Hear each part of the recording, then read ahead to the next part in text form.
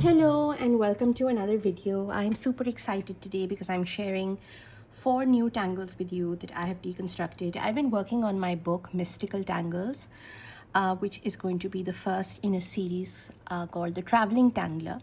And as you know, whenever I travel, I look all around me for tangles.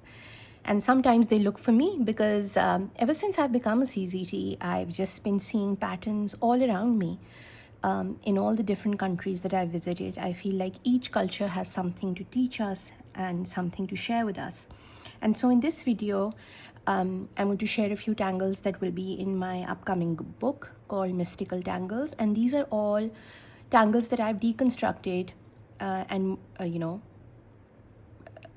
in stuff that I've found in my country. So Pakistan is known for its beautiful Mughal architecture and very rich and vibrant cultural scene with a lot of arts, and so everything is embellished, from our fabric to our frescoes that you find in a lot of the mosques and forts here. So basically wherever I look, I'm in the embroideries, block printing. So wherever I look, I see these beautiful patterns, and I wanted to bring them to you. And I thought, what better way than deconstructing some of them to share with you. So I'm going to tell you their names and I'm going to show you how to draw them. I've just taken some card. This is good quality card, but it's not watercolor paper. So sometimes if you feel like, your budget is a little stretched and you don't want to practice on your tiles, you can just take any kind of card and practice on that. So the first one that I'm going to show you is called Ghoom, which means to go around and swirl. And I'll tell you why it's called, actually you will see very soon why it's called that. We start with a circle and then we create almost these little hooks that are coming out. Now I do try to keep them the same size and kind of equidistant around the circle. The second step is to start at the tip and go in. For this tangle, I definitely recommend that you move your tile as you work, because it'll just make the whole process easier for you. Now start at the center of this and go in.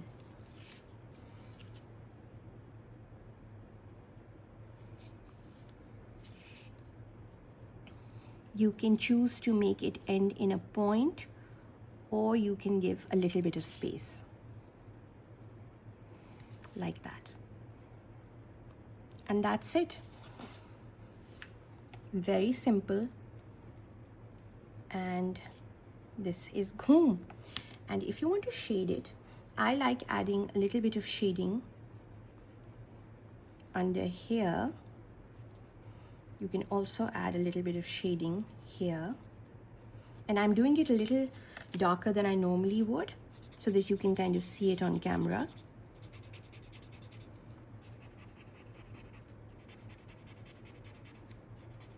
And I love how simple this tangle is, but how dynamic it looks. Almost looks as if the fan is moving. You can do this with more than 5 hooks or petals or whatever you may want to call it. And as you can see over here, I've done them with 6. Over here I did 5. So you can do 5 or 6 or 7 or 8. And as you can see, I use little orbs to decorate it, and I added some gold. But this is a super simple tile just done with 1 tangle. So this one is Ghoom. And now we'll come to something that is a little more complicated. But again, if you know how to do it, it's not that hard.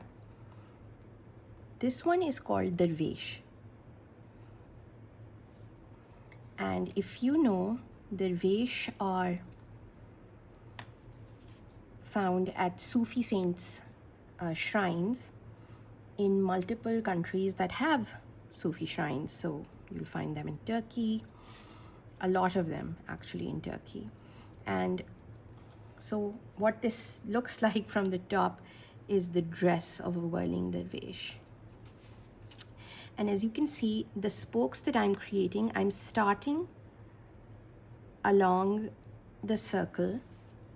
Like I don't start as a point, I come here, I follow the line, and then I go out. And for this I have done 6 spokes. And as you can see, they're not all equidistant. It really doesn't matter that much. The next step is to create these petals. Now we're making 3 petals, and we're joining it with the spoke behind it around halfway. So 1, 2, and 3. 1, 2, and 3. 1, 2, and 3.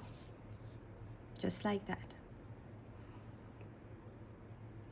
I feel like 6 is a good number for this one, but you can experiment. You can do what you want. Now what we'll do is we will connect this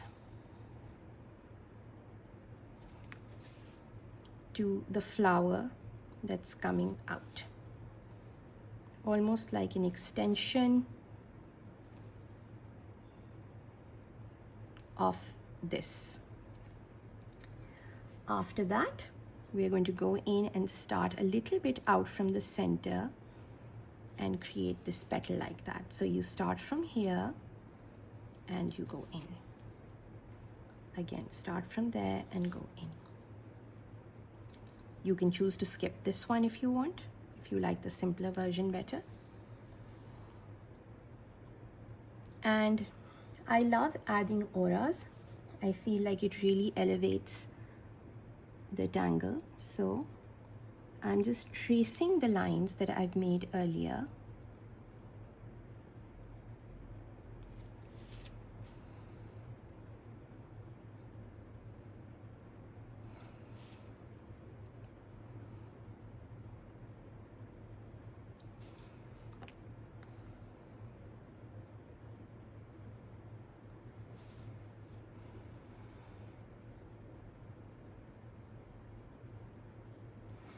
And then I'll do the same for the line that's coming on the inside.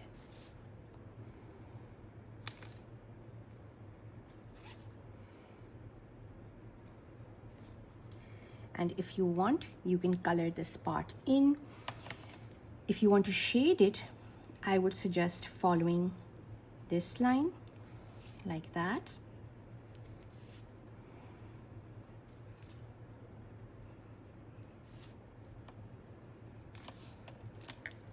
And then using your tortillon to kind of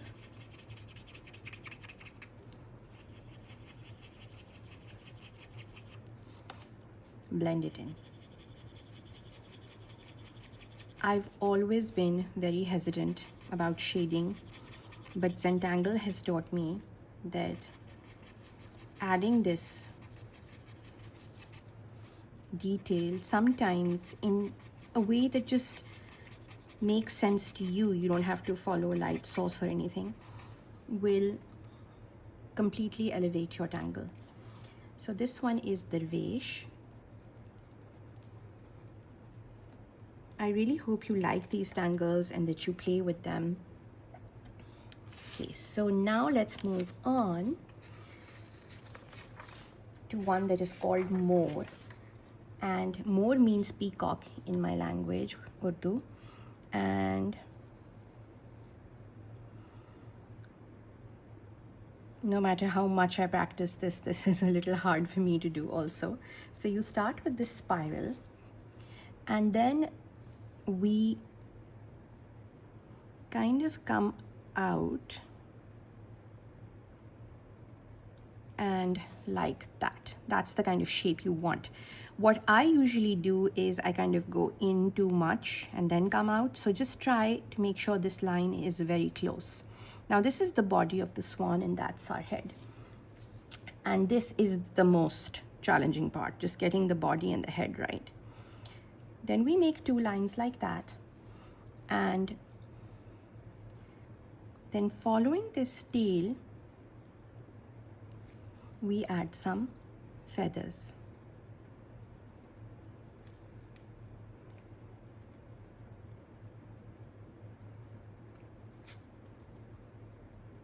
And so you do this first, this second, this third, and then this one fourth. And also, as you can see over here, and I did this so, I mean, you would see, usually we start our tangle somewhere in the center where we want to place it. This one you want to start a little bit to the right because the feathers grow this way. So as you can see, where we started it is kind of 1/3, and 2/3 of the tangle goes to this side. So just keep that in mind when you're working on a layout. Then we give this peacock a crown, a beak, and eyes. And so we call it Moar. And the way to shade this is just, I feel, under the petals, feathers rather, that look like petals. So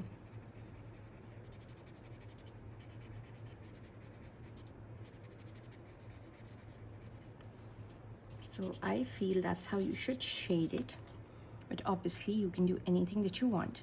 So this one is Moar, and then the last one is called Kali, and Kali means bud. So for this one, you start towards the center bottom of where you want it, and you start with this little bud, and then you create 2 buds on either side. Then we create this mooka-like shape on the 2 sides, and you connect it with an arc, and then we do 2 more arcs. Now we create the body, which goes like this and this. And as you can see, I'm turning the tile wherever I feel most comfortable. Now we're going in here and in here. I'm leaving some space in the middle because I want to come back down like that. And then 1, 2, 3. The next thing I do is I basically aura everything that I've created. You can leave it here, or you can decide that you want to do the aura. For this center part, the way I aura is I go around this whole thing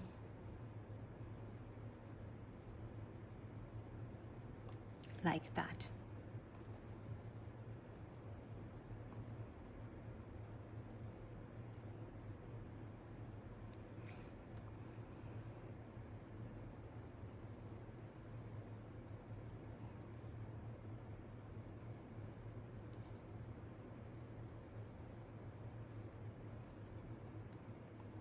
So these are the 4 new tangles that I've been working on.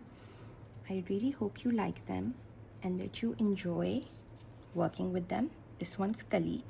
And again, for the shading, I would just suggest doing whatever feels right to you, but definitely outlining this, maybe adding a little bit here and a little bit there.